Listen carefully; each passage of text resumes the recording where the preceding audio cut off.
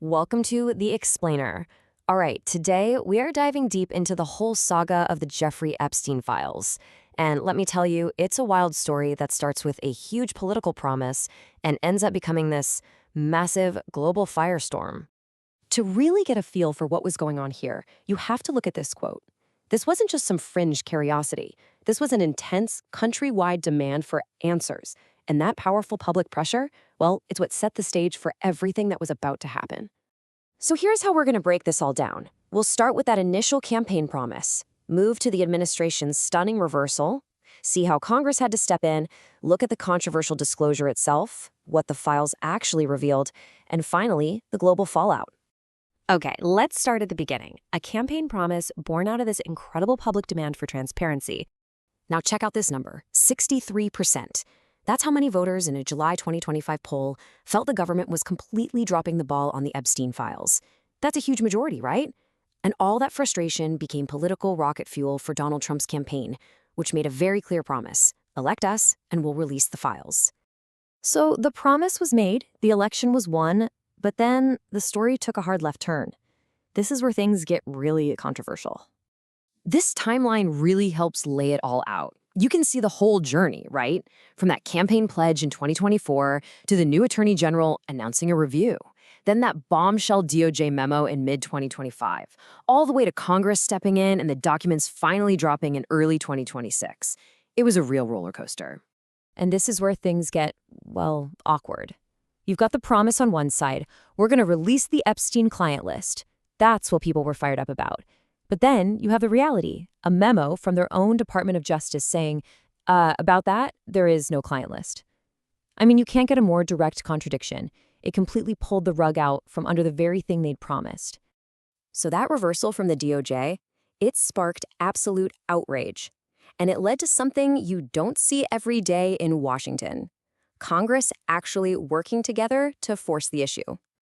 The key thing to get here is that the ball was no longer in the administration's court. Congress, pushed by victim advocates and a really angry public, basically said, okay, we're taking over. They used a pretty rare move to force a vote. And look at the result: 427-1 in the House and unanimous in the Senate. President Trump signed it, and just like that, releasing the files wasn't a choice anymore. It was the law. So, the law is passed, the files are coming out, everyone's waiting. But what we got was a total, unmitigated mess. Right out of the gate, the first batch of documents drops in December 2025, and people are just furious. Why? Because it looked like someone had gone crazy with a black marker. Page after page of blacked out text hiding exactly what everyone wanted to know. It felt less like transparency and more like a cruel joke. And if you thought that was bad, the big drop in January 2026 was an absolute catastrophe. We're talking about redactions so poorly done, you could literally just copy the blacked out text and paste it somewhere else to see what was underneath. But it gets so much worse. They accidentally published nude photos of young women. They exposed the full names and home addresses of at least 43 victims. One lawyer called it the single most egregious violation of victim privacy. It was so bad the DOJ had to set up a special email address for victims to report the government's own errors. Okay, so the release was a technical disaster. But buried in that mess, what did the files actually tell us? So this table gives you a sense of who was mentioned the most. You see his inner circle, his assistant, his accountant, his lawyer, and then you see some very well-known public figures. But I have to say this loud and clear, and it is so important to remember. Just because a name is on this list, it does not in any way imply they did anything wrong. It's just a count of how many times their name appeared in the documents. And the range of stuff in these files was pretty mind-blowing.